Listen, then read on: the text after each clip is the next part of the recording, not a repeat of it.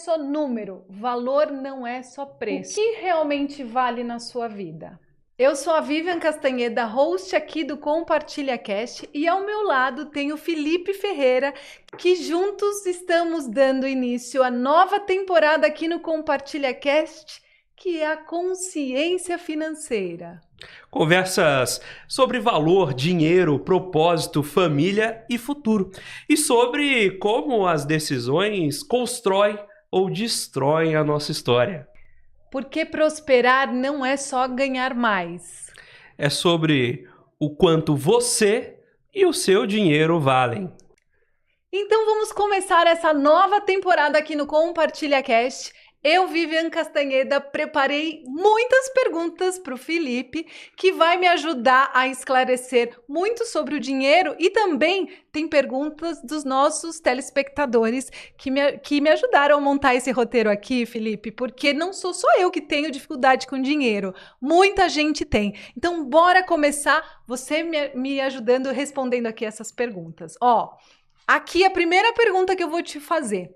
Muita gente tem ansiedade por conta do dinheiro. Eu já fui muito sobre isso. Eu já fui muito essa pessoa que ficava muito ansiosa por conta do dinheiro. Se ia dar para eu conseguir pagar no final do mês as minhas contas, se não dava. Por que, na sua visão, as pessoas ainda sentem essa ansiedade com relação ao dinheiro?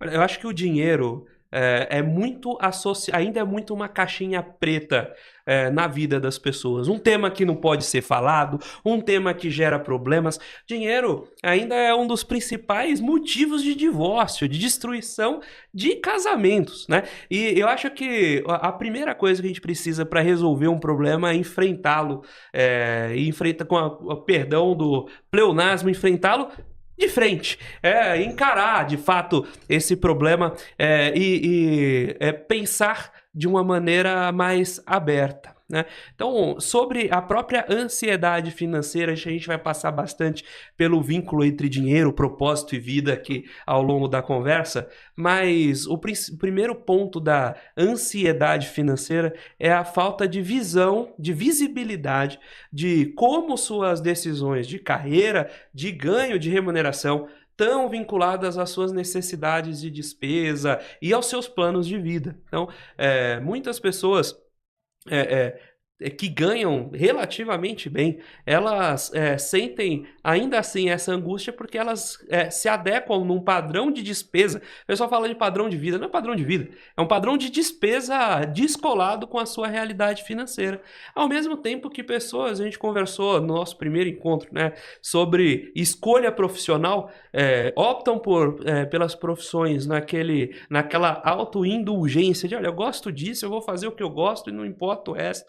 E não se planejam em pensar quanto essa profissão remunera e se ela cobre os custos e despesas que você gostaria de ter na sua vida. Ou que já tem, né? Exatamente. Então, acho que antes mesmo de a gente pensar naquelas planilhas de controle de gastos, o primeiro exercício que a gente tem que fazer é saber quanto você gostaria e precisaria gastar. Olhar para a sua circunstância de vida e falar, olha, não tem problema você ter o seu plano-alvo, não, quanto eu gostaria, se minha vida fosse, se eu não tivesse problemas com dinheiro, como seria a minha vida e quanto eu gastaria? Ok. Dito isso, eu não estou disposto a abrir mão de tanta coisa para alcançar esse padrão de vida. Deixa eu entender aqui qual é o meu custo mínimo e entender quanto isso te dá de folga em relação à remuneração que você tem hoje ou que você está programando ter. Ter essa primeira visibilidade é o que vai te dar mais conforto. E a partir daí você vai evoluindo em fazer essa conta fechar. Importante sim pensar no futuro. A gente vai falar também de aposentadoria e tudo mais. É importante sim pensar no futuro, mas também não deixar que a ansiedade tome conta. Você acredita que essa questão emocional também está ligado, por exemplo, à matemática? Porque muita gente tem dificuldade com relação a saber fazer contas também.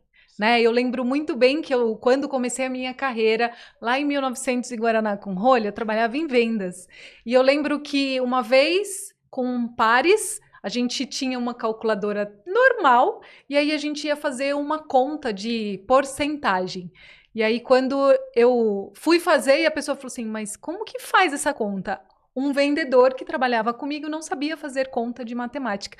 Você acredita que isso também está relacionado a essa ansiedade das pessoas não terem este conhecimento com a matemática? Não, Felipe? fantástica pergunta. E aí eu acho que o casamento da ansiedade mora também na angústia por não ter domínio de matemática. Mas qual que é o ponto aqui? Muitas vezes as pessoas associam o dinheiro a um nível de matemática que nem precisaria, né? Então por isso que eu comentei, antes mesmo de chegar no ponto de ir para a planilha, fazer uma organização muito básica do seu plano de vida primeiro. Então, poxa, quanto você paga de aluguel? Então, pago 10 patacas. 10 patacas. É bom não falar de número, porque depois o pessoal, não, mas é muito, é pouco. Não, sem mexer com emoções. 10 patacas. Então, primeira checagem que é legal fazer. Você paga 10 patacas de aluguel. Você deveria só pagar 10 patacas de aluguel se você ganha 30 patacas. Então, se você paga 10 patacas de aluguel e paga 50 e ganha 50, fantástico. Você tem uma folga. Esse alocação de aluguel tá bonitinho, tá lá no lugar. Ok. Agora, eu gasto 10 patacas de aluguel, eu gasto 5 patacas com o carro e eu gasto ali mais 15 patacas de outras coisas da vida. Compro Os lá estudos das crianças. estudos das crianças, minha comida fora, meu material de limpeza em casa, etc e tal. Aí eu ganho 20 patacas. Não existe segredo. Você não vai fazer... Não é a ansiedade que vai te resolver ou deixar de resolver. Então você tem duas alternativas. Arrume outro emprego de 20 patacas. Então, se você tiver horas da vida para isso, faça isso. Ok. Tente outras coisas, faça malabarismos, etc e tal. E aumente essas patacas. Ou corte as patacas que você gosta. Vai buscar um aluguel de 5 patacas, vende o carro e não tem mais patacas de carro e fica com suas 15 patacas restantes de outros custos. Você precisa, no que a gente chama de macro do orçamento, que essas coisas se alinhem, se encaixem. Então, se elas não se encaixam de largada, todo o resto é inútil. Agora, ao mesmo tempo, entendi aqui, olha, eu ganho, pelo contrário, 40 patacas, gastando 30 patacas. Organize sua vida, guarde suas 10 patacas, visite com delicadeza suas despesas para que você não vire, para que isso não vire uma restrição desnecessária, porque tem aquela pessoa que o pessoal se esquece que gastar em excesso gastar em falta é tão pecado quanto gastar em excesso. Isso fica aquela pessoa ali suvina, né? E aí, não, mas eu vou economizar porque eu quero economizar. Não. Dinheiro é energia, precisa circular, né? Precisa circular. E você também é um desgaste. Também é um estresse financeiro. Super acompanhar suas contas. Todo dia você chega, você foi lá no Habib's, aí você devia conseguir uma patrocínio do Habib's. Foi lá no Habib's, você chega em casa e coloca lá, comprei 3 esfirras de queijo por R$5 mais 13% de taxa de serviço. Não, isso é enlouquecedor. Mas eu tenho um cunhado que faz isso. Mas deixa isso para um próximo episódio. Mas sim... Faz um episódio só sobre cunhados. Só sobre cunhados, ótimo. Mas você sabe, Felipe, que eu ia até te perguntar nessa próxima pergunta por onde começar e você já trouxe todas as informações. Muitas pessoas têm muito pânico na hora que volta o emocional de colocar isso na planilha, não necessariamente anotando, comprei 3 esfirras e tem 13% do serviço. Não é necessário fazer exatamente assim. Mas tem um momento onde a gente pode começar por um caminho ou, eu não sei mesmo, eu posso ou devo delegar para alguém que me ajude a ter esse olhar melhor para o dinheiro? O que você pode me dizer com relação a isso? Eu acho o seguinte, a gente pensa no médico. Você vai no médico quando você está doente, você vai no médico quando você precisa fazer uma cirurgia, você vai no médico quando quebra alguma coisa. Mas isso não impede que você beba água todos os dias e cuide da sua saúde sozinho. Então, para as rotinas básicas, você tem sim que ser responsável pelo seu dinheiro. Para as coisas mais avançadas, vale muito a pena ter um profissional. Agora, o que é rotina básica? Poxa, vou ter que ficar controlando ali, igual o seu cunhado, ficar olhando a planilha? Vamos fazer um pequeno exercício, compartilhar como eu gosto de fazer. Aloque as caixinhas maiores. Você vai fazer isso uma vez por ano, uma vez a cada 6 meses. Você não vai chegar a fazer isso uma vez por mês, de novo, quanto eu preciso para viver no meu padrão de vida hoje. Então, eu sei que eu vou precisar pagar o aluguel todo mês. Eu preciso ficar me remoendo todo mês pelo aluguel que eu estou pagando. Essa caixinha já está lá, já está alocada e eventualmente eu já preciso do dinheiro para receber e pagar. Ok, tenho aqui uma caixinha. Luz, telefone, são contas fixas. Eu já deveria ter isso planejado para o ano inteiro e eu não deveria olhar aqui. Eu tenho que me focar nas despesas discricionárias. Essas são as que dão mais dores, né? Então, puxa, mas eu gastei porque eu comprei um sapato a mais, comprei uma bolsa a mais, comprei um... Legal. Então, vamos fazer uma dica básica aqui? Coloque tudo isso num lugar visível. O pessoal tem muita dor com cartão de crédito por causa da rolagem da dívida do cartão de crédito. Primeira coisa, nunca deixe de pagar a fatura integral do cartão de crédito. A Enel vai ficar brava comigo, mas às vezes é melhor você não pagar a conta de luz do que a da energia da luz e energia, do que não pagar o cartão de crédito, porque a taxa de juros da rolagem do cartão de crédito é muito alta. Então, guarde que você nunca vai poder deixar de pagar o cartão de crédito.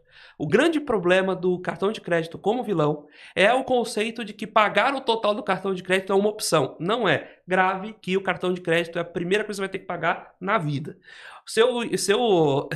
No limite, o seu senhorio não vai te expulsar da sua casa porque você atrasou o aluguel. Mas o cartão de crédito vai te cobrar juros a partir do primeiro segundo de atraso.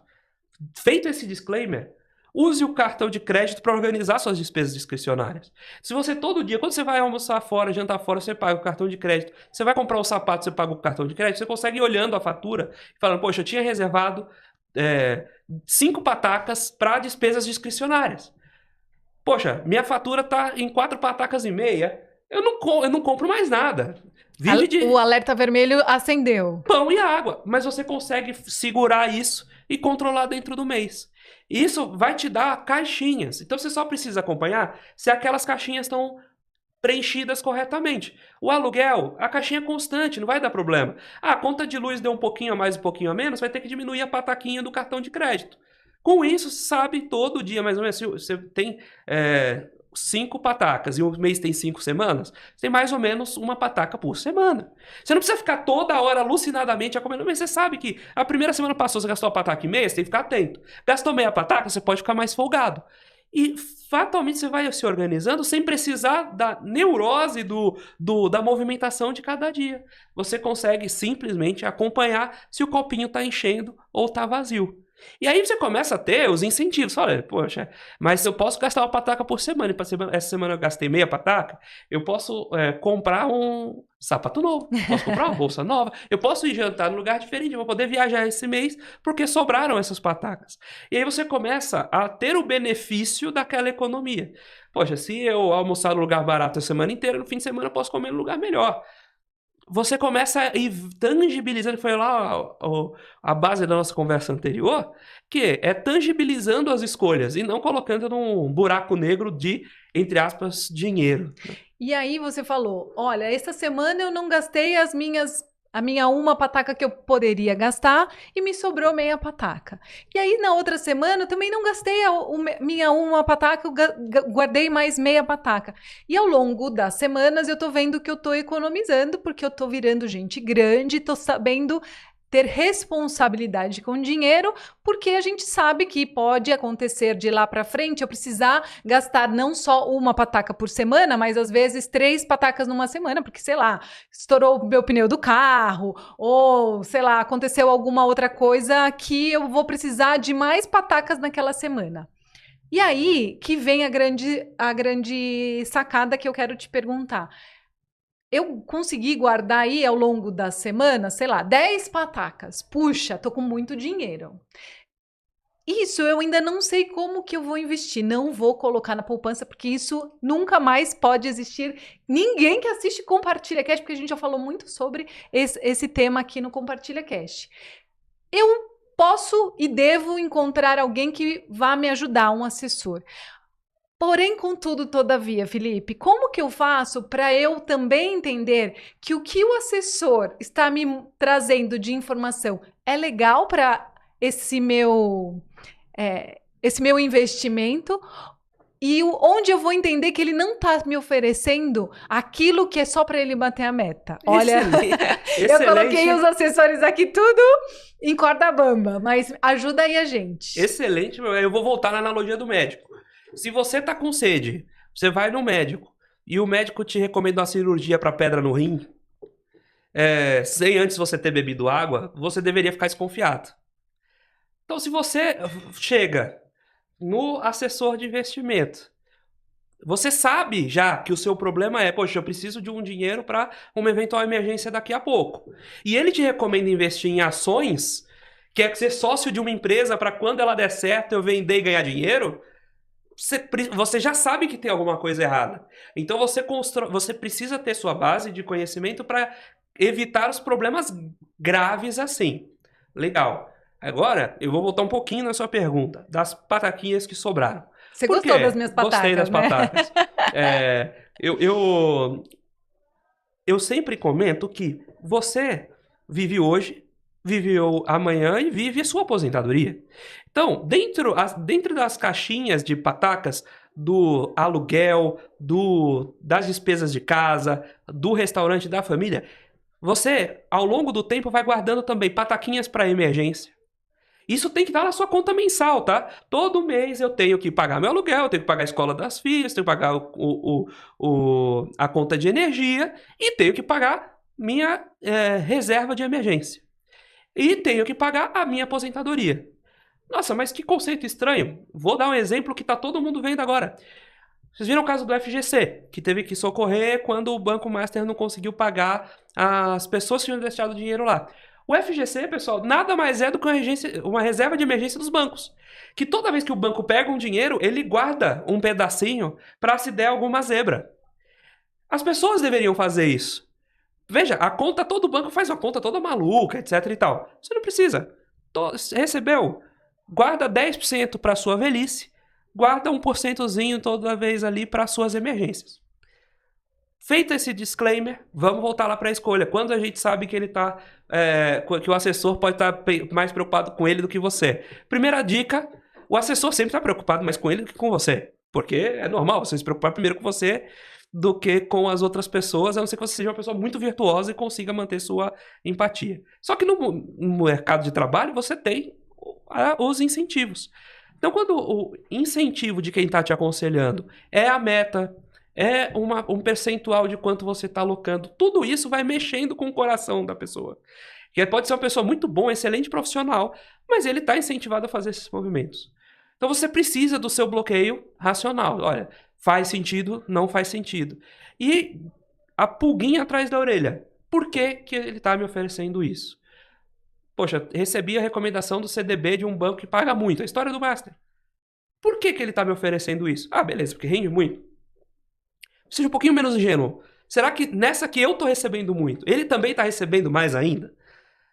E se sim, vale a pena ouvir esse conselho ou não? O que é um outro movimento? Poxa, então, busque alguém plenamente independente. Alguém que, por exemplo, eu tive agora numa conversa com alguém que criou o conceito de multifamily office aqui no Brasil. E nessa conversa, o que surge é exatamente, eu preciso montar uma estrutura que me permita me preocupar com a família. Se eu sou muito incentivado pela comissão, pela meta do banco, é difícil você sentar e focar no que você precisa, que é o bem-estar daquela família. Então, a forma de remuneração do assessor ou do consultor ajudam. E o próprio desenho em que todo o mercado é feito vai trazer dicas, sinais. Então, buscar alguém que converse mais com você sobre planejamento de vida. Então, um planejador financeiro remunerado de maneira fixa ou com um percentual do seu patrimônio, provavelmente ele vai ter mais incentivos a te acompanhar.